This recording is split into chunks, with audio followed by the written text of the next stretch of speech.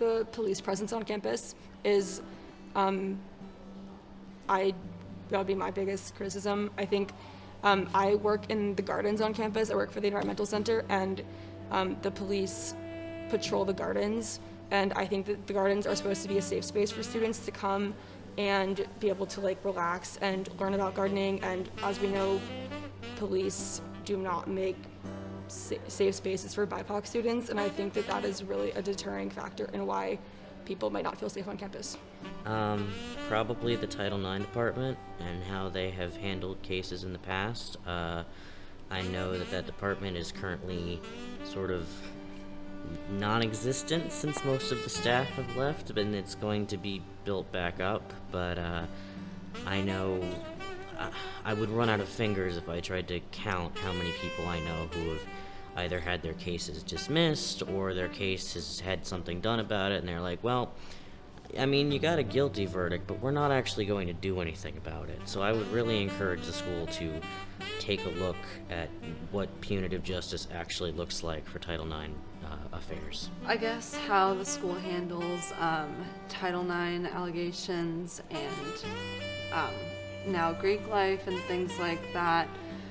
So just kind of those major, like, hot button things, they don't seem to do a great job of handling those. My biggest criticism of UNCA stems from me being a person of color. UNCA loves saying that they like diversity, especially on their pamphlets and on their website, but there's not enough support for the students of color, especially different marginalized communities on campus. Health and counseling services can be a little bit invasive on the privacy standpoint.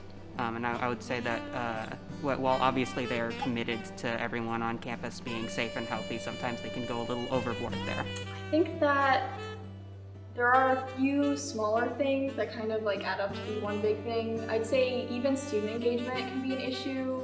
Like within my own classes, I find that the quality of education goes down because other kids don't feel like sharing their answers or sharing their thoughts.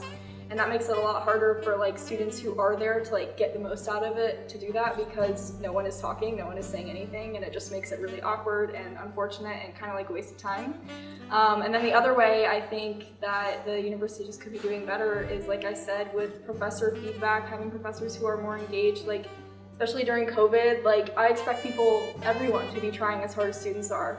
Sometimes it feels like professors aren't really doing that, and it's really frustrating. Like I said, when you're paying tuition for that, you don't get it. So, yeah.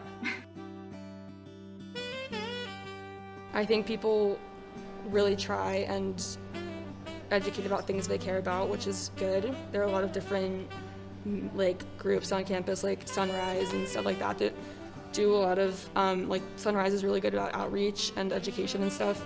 I think it's hard to organize people, and that's not a criticism of anyone in general, but like I think the activism on campus could be a little bit more organized. I don't also have a solution for that, it's just something I've thought about. I feel like a lot of people here are very outspoken about their beliefs and stuff, and it's pretty good, you know, like it's not like people are constantly shutting each other down. Like it's a very welcoming and open community. I think it's pretty good. I can't say too much for this year specifically, as I've just been readmitted, but in the past I've definitely seen the postings of like groups and discussions, marches, etc. I've seen that that's got a pretty good presence around here, and you would be hard pressed to walk 10 feet without finding resources for a cause that you care about somewhere. I think it's great. A lot of students are really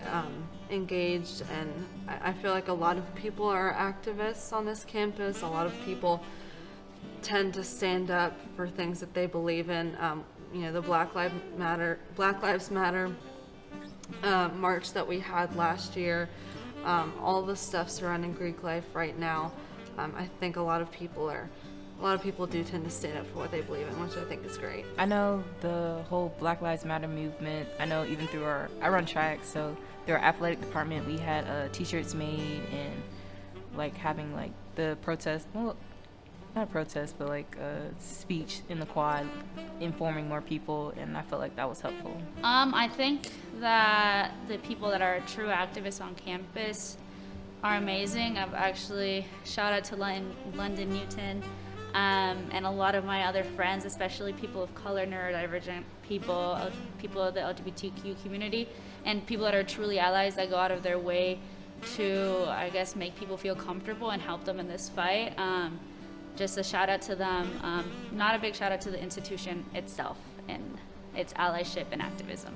I've seen a lot of really good culture about activism at UNCA, more so than any other college that I've been to. I feel like a lot of people here are really engaged in activism and want to be good activists, and there are a lot of really good ways that the university can support them. I really appreciate like the different groups we have on campus. Like I was a part of the Sunrise Movement, which I guess could be considered like a student-led activist group.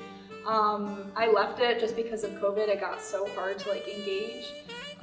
But I'd say like, I don't know, I think it's harder for people to like be involved with activism on campus just because of COVID right now. It's really hard to like congregate or like get anything organized because of so many rules in place.